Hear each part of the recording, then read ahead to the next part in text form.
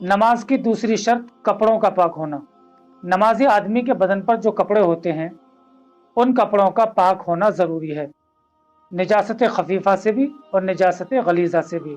अब निजासत खफीफ़ा कहते किसे हैं और निजासत गलीज़ा किसे कहते हैं, और निजासत गलीज़ा कितनी माफ़ है कितनी माफ़ नहीं है, और निजासत खफीफ़ा कितनी माफ़ है कितनी माफ़ नहीं है, इसको हम तफसील से पहले समझ लेते हैं। निजासत गलीज़ा उसको कहते हैं कि जिसका पाक होना यकीनी हो, जैसे आदमी का पखाना या पेशाब या शराब वगैरह, या आदमी का या जानवर का बहता हुआ खून वगैरह वगैरह। ये जो चीज़ें हैं या आदमी की मनी है, ये सब निजासत गलीज़ा में आते हैं। और निजासत गलीज़ा 1 दिरहम से अगर कम है तो माफ़ है। 1 दिरहम यानी 1 रुपये का जो नोट होता है, सिक्का होता है 1 रुपये का, अगर उसके बकदर कपड़े पर लगी हुई है तो फिर नमाज तो हो जाएगी, लेकिन उस सूरत में भी नमाज मकरूह होगी। और अगर 1 रुपये के सिक्के से ज़्यादा लगी हुई है तो फिर उसका धोना फ़र्ज़ है, फिर नमाज नहीं होगी। निजासत खफीफ़ा उसको कहते हैं कि जिसका नापाक होना यकीनी न हो, किसी दलील से उसका नापाक होना मालूम होता हो और किसी दलील से उसके पाक होने में शुबा होता हो। निजासत खफीफ़ा जैसे हलाल जानवरों का पेशाब, जैसे घोड़े का पेशाब है, भैंस का पेशाब है, बकरी का पेशाब है, ये निजासत खफीफ़ा हैं।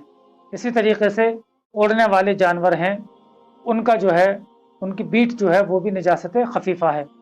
तो अगर ये निजासतें अगर बदन कपड़े पर लग गई हैं तो ये चौथाई कपड़े से अगर कम हैं तो नमाज हो जाएगी, और चौथाई कपड़े से अगर ज़्यादा हैं, कपड़े के किसी हिस्से पर अगर लग गई है तो उस हिस्से का चौथाई हिस्सा देखना पड़ेगा।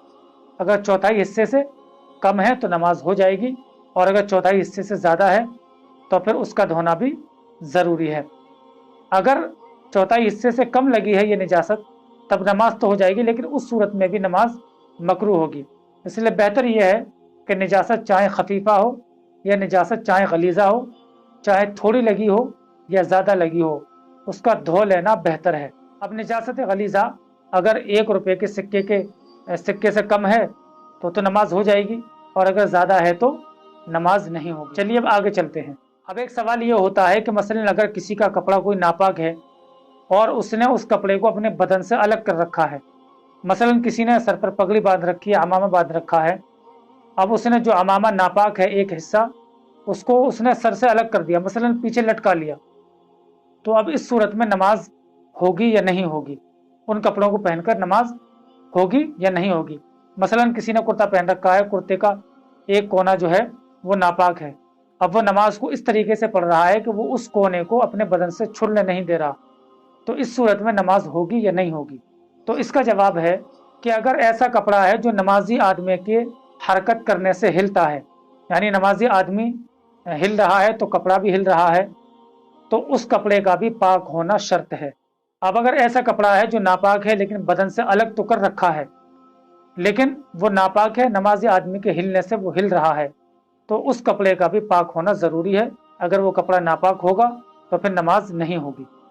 जैसे मसलन अमामे का एक हिस्सा नापाक है जो उसने लटका रखा है नमाज पढ़ने वाले ने, और जो पाक हिस्सा है वो सर पर लपेट रखा है। अब चूंकि आदमी जब रुकू करेगा, सजदा करेगा, तो जो हिस्सा उसने अपने बदन से अलग कर रखा है वो तो हिलेगा, लिहाजा इस तरह के अमामा बांधने पर भी नमाज नहीं होगी कि जिसका हिस्सा नापाक हो और वो उसके हरकत करने से हिल रहा हो।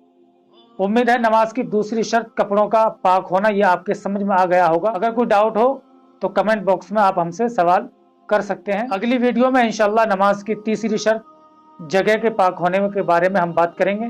तब तक के लिए आप हमारे चैनल को सब्सक्राइब भी कर दें और इस वीडियो को अपने दोस्तों में भी शेयर कर दें ताकि वो लोग भी इस वीडियो से फ़ायदा उठा सकें। अस्सलामु अलैकुम वरहमतुल्लाहि वबरकातुहू।